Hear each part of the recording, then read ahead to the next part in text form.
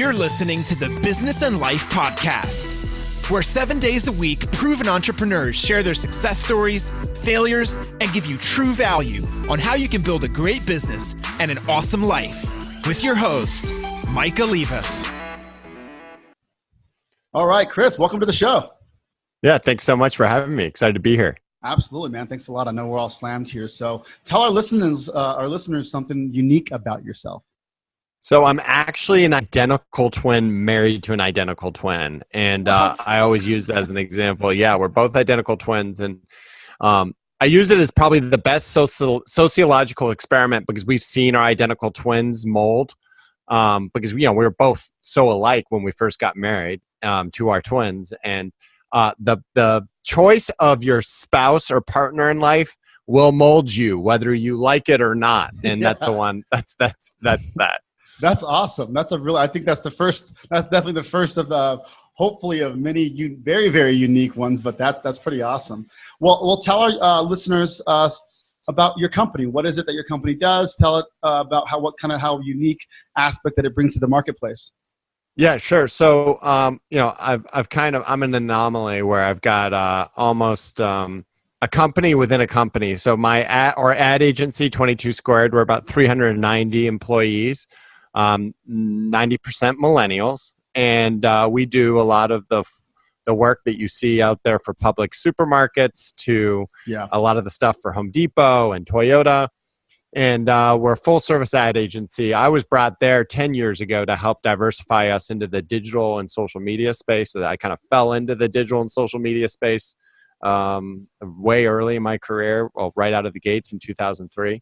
And I now have, it was about 9 months ago that I published my first book all around basically how to use millennials as the catalyst to change our organizations, their needs. So a lot of the needs that millennials are looking for are a lot of the things that a lot of us are looking for.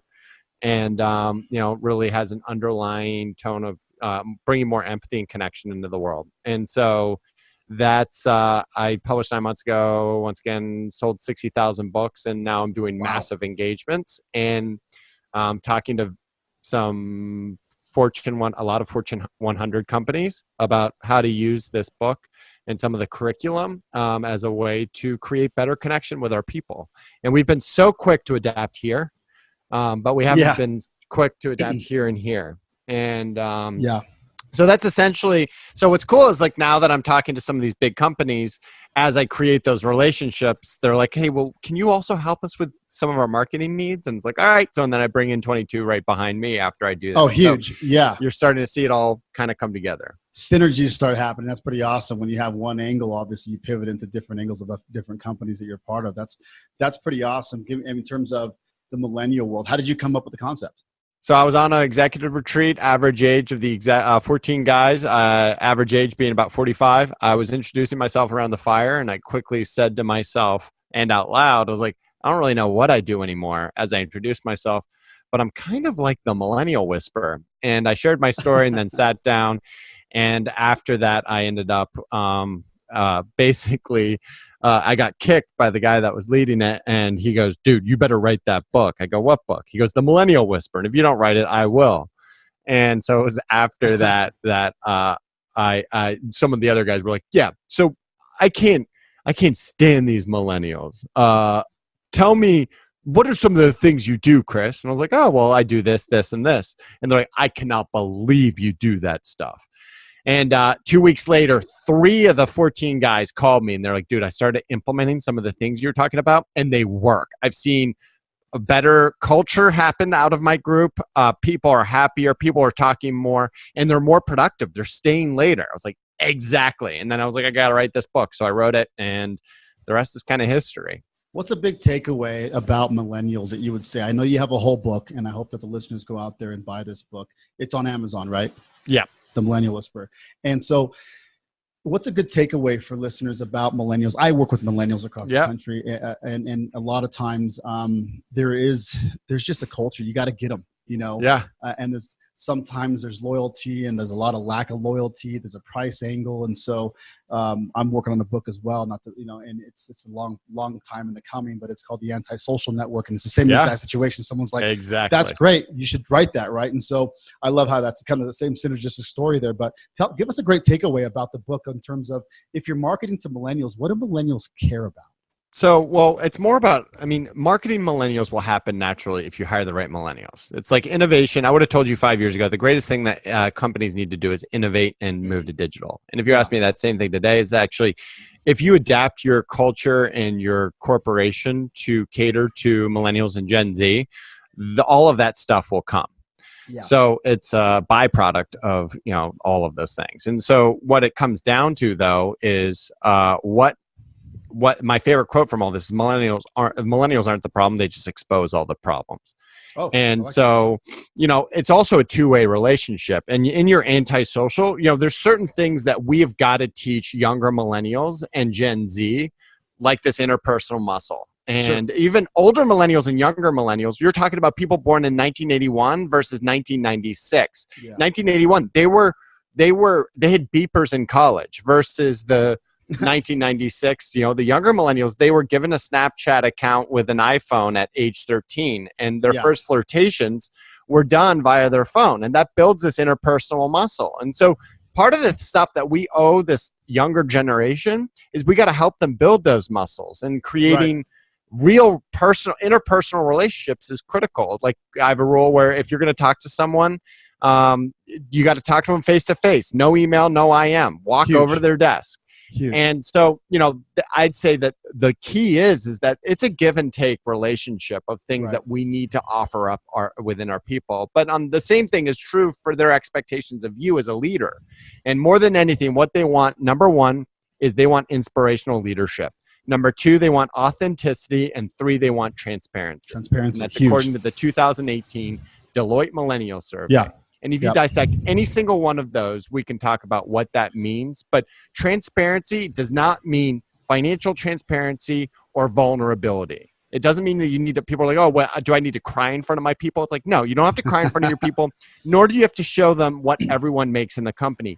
What it means is they want context, and they want real connection with you. Real connection. Right. Real, organic. And part of that connection, exactly. And part of that connection is why I suggest to people, start following your people on social media. So when you come in on a Monday, you can say, Meg, that dog you adopted is the cutest thing that you posted on Instagram. Tell me more. That's creating real connection. Right. The other tactic that I talk about is in your one-on-ones with your people, give them the option to talk about life versus just business. And it's through that you create a real, genuine connection that then they will go above and beyond to work for you. And so, yeah, no, that's huge. I think Chris, it's all about. I had a feeling this interview was going to go this way because we have the same, with a lot of synergies on the marketplace that I work in, and what in terms of the companies that I've started in, national group travel and collegiate world. And sometimes, a lot of, when we talk about millennial marketing, it's like, listen, it's not their fault. They were born into technology, right? And so a lot of people want to point the finger, but instead of adapting and or innovating the way that they market to the millennial demographic, and sometimes, sometimes I'll cuss on this show and I'll say, like, listen, just try to find a way to give a shit and actually give a shit, like actually care, right? And when you do that organic, like, type of content, when we do videos online and marketing things, and I even do myself, it's just like, listen, we care. We care about your group and your events and all that kind of jazz, and we do. And so, and then you actually follow up with it, right? And so I think the organic approach of marketing and sales and advertising and transparency, which you mentioned, definitely hits it on the dot in terms of my personal experience in it, is huge. And like you said, it doesn't have to be, let me break down price, let me break down this. And it's just more about, hey, listen, being real, showing that, or being organic, and truly backing it up. 100%. And, one of my favorite examples to use is, people will say, I use an example of a woman that came to me and she goes, Chris, I've invested in a full-time barista and I've created a cereal bar. I have 30 cereals that any of my millennials can choose from, and they're still not happy.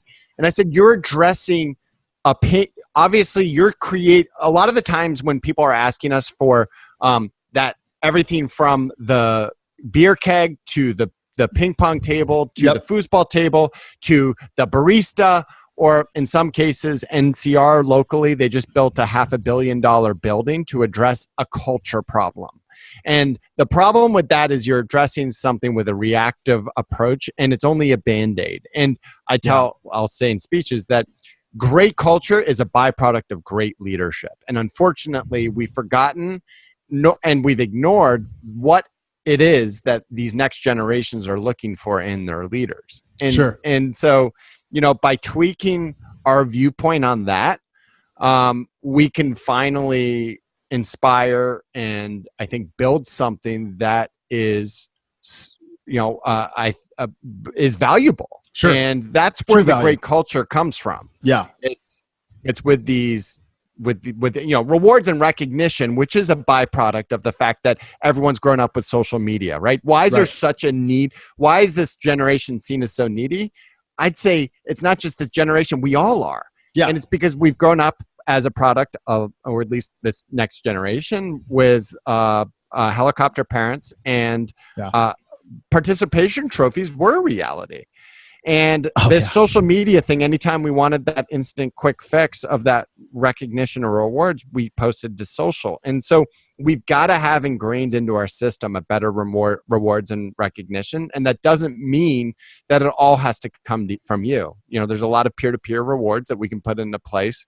And I use a few examples, but one of those being, if you have a small business and you're trying to figure it out, put it on your people. My friend Peter Bolden, he's got a couple dentist office in town, and he gives everyone what he calls ADS bucks, which is Atlanta Dental Spa bucks. And at the beginning of every month, it's a blank dental spa, $50, where each person on it, you can reward it to someone else, and you put it right by the kind of coffee break area. There's this bulletin board where people post those throughout the month. So I would say, hey, Mike, awesome job on that podcast. Thanks for showing up, blah, blah, blah. Yeah. And then I put it up there. And then you take that down at the end of the month and you turn it in for actual real dollars. Oh, that's awesome. What's interesting, two things happen. One, you push down that rewards and recognition, so it's not up to you wasting your time doing it all the time. But two, not only does it reward the people, but the opposite is true. Where, let's say, Joey, who walks up for 3 months in a row and he sees there's no $50 bill on the rewards and recognition bulletin board, he starts changing. Yep. That's a lot better than you coming to exactly. Yep. It's a lot better than you coming down with them and saying you're doing this wrong, this wrong, and this wrong. And so a lot of the tenets of this thing and how I wrote the book is to have tactics. What are the things that I can do today to start making a difference? Life Nation, we're all striving towards different goals. Maybe your goal is to finally quit the 8 to 5 grind, quit your job, or take the next step with your existing business. Whatever the goal may be, regardless of your reasons, if you are serious about taking the next step and finally trying to build the life that you deserve, the life that you want to live, take the leap of faith with me. Go to michaellevis.com and let's discuss your goals and life. It's 100% free, with no obligation. It's michaellevis.com. Schedule a quick call. I'd love to help. That's great. Tangible actions are huge, and I think that if listeners go out and grab this book, because if you want to have true tangible actions and find a way to implement some of these actions right in your business, that's huge, because we could all talk the talk, but if you show people and help people how to do it, that's huge. That's awesome that you did that. Thank you for that, Chris. What are you currently excited about within your business and your industry right now, within the industry and, of course, the advertising side? So, I think that adaptation, I think the innovation is happening faster than ever before, and that's not going to slow down. And I actually, at the same time, I have this thing where, because of the role of social media and how it plays into our interpersonal connections, as well as in a marketing sphere, it creates this idea that the grass is always greener on the other side. Yeah. And it's what leads me to where I tell everyone on my teams that there's the 70-30 rule. 70% of your job's going to fire you up, fuel you up, be in your zone of passion, and 30% is going to suck. Now, let's look at your job description. Let's figure out what's in your 70 and what's in your 30. And we do that on day one. And what's unfortunate about this social media is that we do compare our lives to other people. Stop comparing our insides to other people's outsides is what I tell everyone, especially as more plays out online. I do feel like, one, that's becoming more of a reality for ourselves. that we're activating a 70-30 rule. But two, I see this move back to real experiences, not for the sake of sharing. People putting their phones down at the tables while they actually connect. A move to mindfulness. I actually bring in a mindfulness instructor once a month for my employees. I think we're coming back the other way. And I think it's easy to focus on all the negatives and we don't focus nearly as much on the positive. So all of that stuff I think is super exciting. And I think for brands, what's exciting in the marketing world is they're being forced, whether they like to or not, to have a social impact with whatever they're doing. They can no longer just be a for-profit business, because when you see a Tom's shoe where one pair is going to go to someone in a third world country and you put it next to the other one, people are going to buy Tom's. And we're seeing that with the next generation and Gen Z. They're quick to adapt those buying habits. So what's neat is brands are being forced to do more good in the world. And there's a lot, I think it's starting to happen. And I think we focus so much on the negatives and don't nearly highlight the positives enough. I think that I love that you mentioned. Well, first thing I love the sound bomb there is stop, caring about other people's, outside. Say that again. I wanted to kind of go break that down. Don't compare your insides to some other people's outsides. Yes, and I love that. We all need that bounded. Oh, I call it the Pinterestation of our generation. Yeah, I absolutely agree. And you also mentioned something where I talked to some of my employees and some of our marketing and advertising side that I really feel the background in Monster and Rockstar Energy and putting them on campuses across the country and helping with that and realizing that now I feel like we're going back into the B2B world. I feel like we're going back into face-to-face in terms of even though there's a piece of advertising and marketing, but the organic approach still comes back to a peer-to-peer marketing angle. So I love that you mentioned that. And I think I do believe it's going more in that route in terms of a true conversion. It's happening more and more with us in the millennial demographic when someone's referring us and recommending us and or simply connecting us. It could be via text message. It can say, hey, listen, just tag me. And that connection alone now creates that peer-to-peer effect in terms of instead of me creating some cool clickbait out there, right? Totally. Yeah. I mean, and it's interesting with this move to both experiences and travel and knowing your world a bit. But the first thing I do whenever I'm going to book something is I do a little bit of research, but I hire an expert that I trust that knows my tastes and that can bring in some of these authentic experiences that make or break a trip for us. And, so there's actually an increased dependence on the service level and the connection. Once again, it all comes down to connection. Right. And I think it's easy to say that the algorithms, the AI and whatever will win in the end. They aren't, because as human beings, it's the connection thing that is going to continue to drive us. No, I totally agree with that, man. Tell me about the end game for you. So you've worked with I'm going to go back really quick. You've worked with a lot of companies, right? You've worked with a lot of companies, especially in the in the startups and business that are also more kind of millennial heavy in terms of staff. Why do you think some businesses out there, just in general, or entrepreneurs in general, fail when it comes to just building their company and their dream? So I think that they put the wrong priorities in place. Okay. And you take any of those things that statistically the next generation is looking for. Autonomy is one of my favorite things. And the best way to explain autonomy to me is you've got to create something that people are willing to protect. And I talked to a guy who was rated by Forbes as the #1 boss for millennials, and we talked about autonomy. His name's Ben Kirshner, to give him credit. And he said, have you heard the term protect this house? It's from an Under Armour campaign. I was like, yeah, what do you mean by it? He goes, well, first of all, you've got to push down the control of your company as you're building it, no matter whether it be a startup, whether it be a small business or a massive corporation. And you've got to tell your people it's up to them to protect this house. And if you have a house that's not worth protecting, then that's your own fault. So have something that's worth protecting. But second of all, if you don't have that trust with your people to protect this house, then you're hiring the wrong people.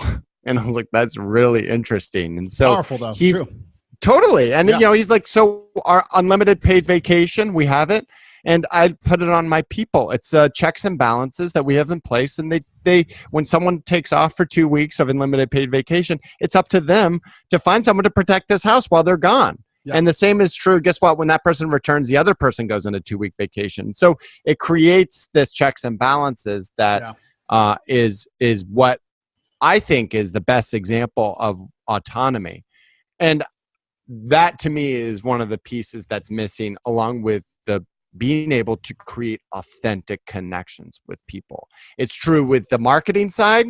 Yeah. People just want authentic connections. Don't sell to me. Create a connection with me. And that's also how brands succeed in breaking through in all the clutter of content today. It's create something that's worth your time, and that's through connection. And so the underlying piece of all of this is interpersonal connection and authentic connection. And so I'm excited about what's happening.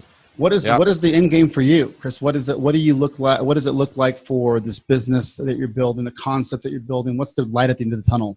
So one of the best things I did, and my whole, whatever you want to call it, but my breaking it down when I hit my rock bottom 3 years ago, kind of as I was questioning some of the key things in my life, one of the things, and it was rock bottom, and one of the things I changed was my metric of success from beating my older brothers in the game of life to your success is going to be judged on a daily basis, Chris, when your head hits the pillow. And did you have the impact that you intended to have? Yeah. And so for me, it's all about impact. And my impact is seen through basically inspiring, connecting with others, and helping both companies as well as individuals take down those walls of communication and authentic connection. And so for me, my end goal is to continue to have a greater impact and to kind of take my purpose to the world and, use corporations as the catalyst to do this. And, the curriculum is my book, and my book is really focused on the audience of boomers and Xers as leaders. And I'm now looking to the future of pivoting some of that in the future to helping millennials and Gen Z on the other side of it. So I love the niche. I mean, there's a need for the niche, even though we look at it as a niche, even though millennials aren't a niche, but how to market to them, how to work with them, how to lead them, I think is really awesome. And your metrics of success, I like to talk about this with clients and other people I speak with as well, is just trying to reverse engineer what you want. And sometimes it's just writing down how you feel, what makes you feel really good. You found something that makes you feel really good. And it was like, dude, I can be the Millennial Whisperer. And you just mentioned something pretty awesome. Like, my book is my curriculum. You can have it all in the book, but reality of it is you're going to go and help people, help teach it, right? Help implement it. And I think that's where the true value is, someone bringing someone like you on. And if you're listening and you want to bring someone like Chris Tuff on board, I definitely would, because there's a lot of value in what one that you're bringing, because I see it personally, not just because I'm in the world, but I'm also of it because I see it. And I was probably, born in 1980, so I'm right on that cusp, right? So am I. I'm 1980. Yeah, right on the cusp. So you were like, you saw the MySpaces of the world, you saw the first flip phone, but you were also the guy on college campuses where you saw it where it was a little bit noisy. Now you go and people, have the caveman effect of just looking straight down and running into things. Things have changed, and it changed that fast. And it's really cool to be able to see that. But where's it going? Who knows? In 5 years, we could have another book coming out. We're like the past millennials right now, who the new millennials. And totally. So it's exciting, though. It's cool stuff in terms of at least being to understand them and being able to market to them the right way. Before I let you go here into my final question, Chris, what is it? Where can people find you? What are the URLs? Sure. Give me the breakdown. So if you go to the millennialwhisperer.com, millennial is a very difficult word to spell. When you read a book on it, you learn how to spell it. It's 2 L's and 2 N's, millennialwhisperer.com. And we have a free download of the first chapter of the book, as well as a free millennial leadership assessment, which basically takes all of the 8 tenets of what it takes to be a successful leader today and doing a self-assessment on that. So that go to the millennialwhisperer.com for that. To connect with me on Instagram, it's at Tuff22, Tuff 22. too. If anyone needs access to the book and they can't afford it, hit me up. I will throw one in the mail. Awesome. I've made a goal to give away 10,000 books, and so I can get that to you if that is a problem. If you want to support the cause, go to Amazon and look up the Millennial Whisperer, and it's easy to get. It's like now like $10 or something, so it's super cheap. And yeah, I mean, I'm out to change the world. And the best is when your intentions are pure, nothing can stop you. And my intentions aren't to become famous or get a bunch of money off of this thing. It's to change the world. So that's when I think you become unstoppable. Oh, 100%, man. When you enjoy the journey and not look at the outcome the whole time, you're going to kill it, Chris. And I'm stoked for you, man. That's awesome. Well, again, I have one last question, and I always like to ask this before the end, is if you were to give one piece of parting advice to entrepreneurs and people that want to build their life and through entrepreneurship and the hustle and the grind, right? Sure. What would that be?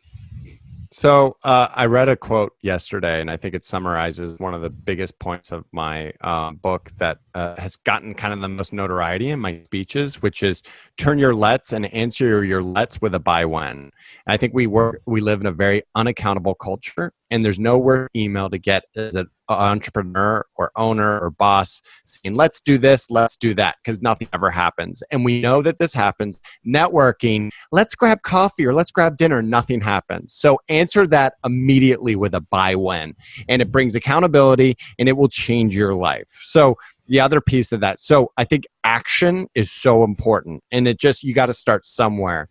And I don't know if you listen to Naval and his podcast, How to Get Rich. But one of my favorite quotes out of that, I've actually been reading it to learn it even better. But he says that, have impatience with actions and have patience with people and processes and organizations. And so I think we all need to turn more lets into buy wins and take action and start somewhere. That's awesome. And so, yeah. I love that. Great massive actions and the buy when. I love that as well. Chris, thank you for dropping the knowledge and the value bombs that you did for us today. Thank you. Have a good one, Mike. Great. Thanks so much for being on the show. Appreciate it. All righty. Life Nation, you got to remember that in order for things to change, you must change. And in order for things to get better, you must get better.